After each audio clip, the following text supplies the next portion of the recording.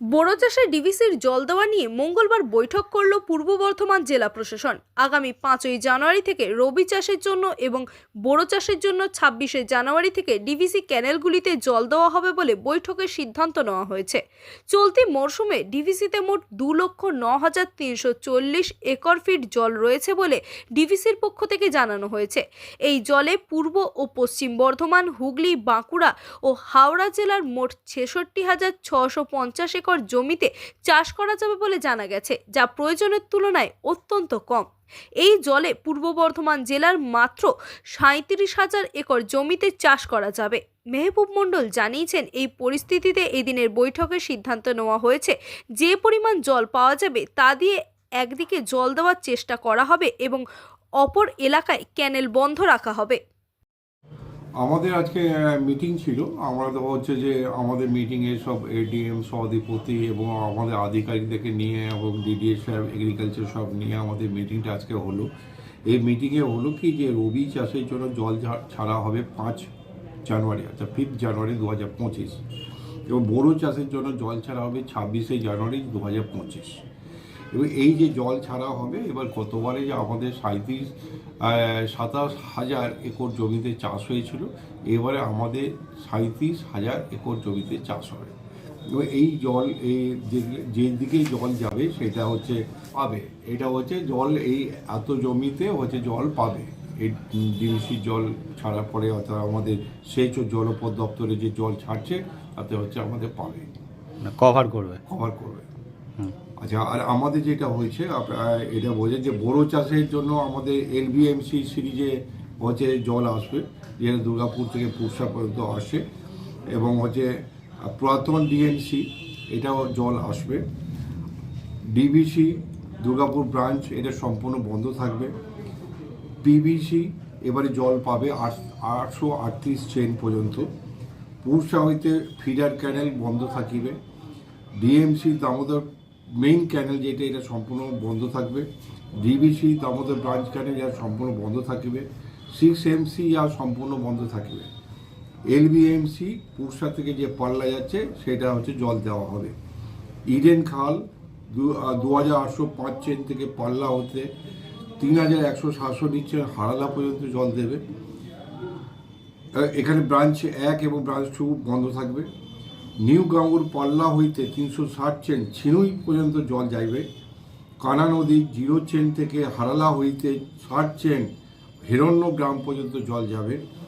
কানা দামোদর হারালা হইতে 285 মনিরাম বাটি পর্যন্ত জল যাবে, এবং ওল্ড গাঙ্গুর খাল যে 0 হইতে 180 চেন পর্যন্ত পুরা হচ্ছে জল যাবে।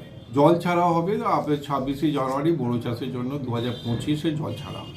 আচ্ছা, আপনাদের যেটা হয় যে আমাদের কয়েকটা মাঝখানে বিরতি নিয়ে হচ্ছে জল ছাড়া হয়, এবং 30শে এপ্রিল পর্যন্ত 2025 পর্যন্ত ক্যানেলগুলিতে জল দেওয়া হয়। এবারে 8টা ব্লককে হচ্ছে কভার করার চেষ্টা করা হচ্ছে। আচ্ছা, কোন কোন ব্লক?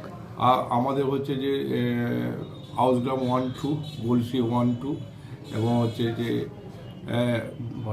বর্ধমান 1-2, মেমারি 1, জামালপুর, এই 8টা ব্লক। আচ্ছা, এবার গতবারে 27,000 হচ্ছে একর জমিতে হচ্ছিল, এবারে 37,000 একর। এই যে 10,000 একর জমিতে হচ্ছে বেশি চাষ হবে, এইটা মেনলি যেটা হচ্ছে হাউসগ্রাম 1-2 এবং হচ্ছে যে আপনার মেমারি 1। যদিও ডিভিসির জল ভাতার ব্লকে দেওয়া হচ্ছে না, জানিয়ে ক্ষোভ প্রকাশ করেছেন জেলা পরিষদের কর্মাধ্যক্ষ তথা ভাতার ব্লকের জেলা পরিষদের সদস্য শান্তনু কুমার। বোরো চাষকে সামনে রেখে যে ডিভিসির তরফ থেকে জল দেওয়া হচ্ছে, আপনারা জানেন যে পূর্ব বর্ধমান জেলায় 3টে জেলা নিয়ে বরাবর একটা মিটিং হয়ে থাকে এখানে, যে সেই জল দেওয়ার জন্য। আমরা মিটিং হয়ে যাওয়ার পর তার ফাইনাল লিস্ট যখন দেখতে পাচ্ছি, সেখান থেকে জানতে পারছি যে বেশ কয়েকটি ব্লক বঞ্চিত হচ্ছে, তার মধ্যে ভাতার অন্যতম। এখন ভাতার ব্লকের প্রসঙ্গটা আমার বলার উদ্দেশ্য একটাই, কারণ এবছরে যে 2টো বন্যা হয়েছিল তার মধ্যে একটি বন্যা, প্রথম যেটা হয়েছিল সেটা ডিভিসি ছাড়া জলে মারাত্মকভাবে ক্ষতিগ্রস্ত হয়েছিল আমন ধান। সবে তখন ধান রোয়া হয়েছে, তাই আমরা এটা মনে করি যে ডিভিসির একটা দায়িত্ব থেকে যায় যে ডিভিসি ছাড়া জল যখন এক্সেসিভ ওরা এটা জলটাকে যখন ছেড়ে দিচ্ছে, সেই জলে যখন বন্যা হয়ে ধান নষ্ট হচ্ছে, সেই নষ্ট হয়ে যাওয়া এলাকাগুলোতে ধান যেখানে নষ্ট হয়ে গেল, সেখানেই আমরা চাইবো যে ডিভিসির জলে চাষ হোক, বড় চাষটা হোক, চাষিরা অন্তত পক্ষে এই জায়গায় যায়। কিন্তু আমরা দেখছি শুধু এবছর বলে নয়, প্রায় 13 বছর ভাতার ব্লক বঞ্চিত হচ্ছে, এমনকি ভাতার বিধানসভার চাষিরা বঞ্চিত হচ্ছে।